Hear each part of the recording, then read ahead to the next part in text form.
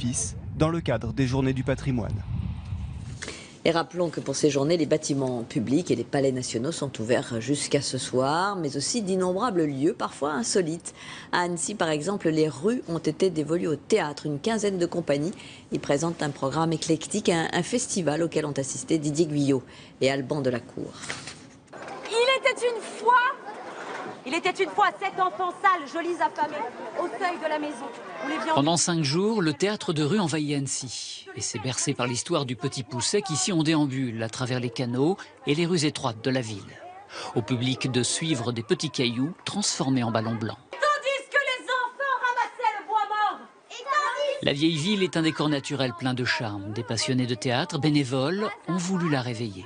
Nos voisins italiens l'ont très bien compris, dans n'importe quelle petite ville italienne, et puis il y a des restes, Annecy, la petite Venise des Alpes, la Commedia dell'arte à chaque coin de rue.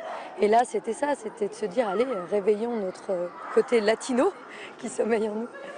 Le lendemain matin, vers 8 h, mon père vint me réveiller en imitant une sonnerie de clairon.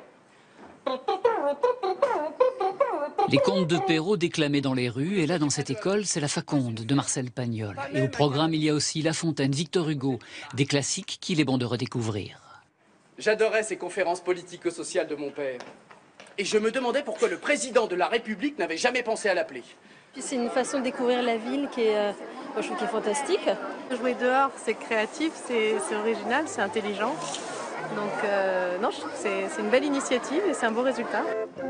C'est qu'une fleur de printemps qui se fout de l'air et du temps, c'est qu'une rose éclatée que l'on pose. Du théâtre, mais aussi de la chanson.